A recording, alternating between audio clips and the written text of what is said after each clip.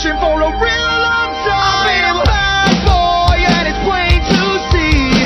So why do good girls fall in love with me?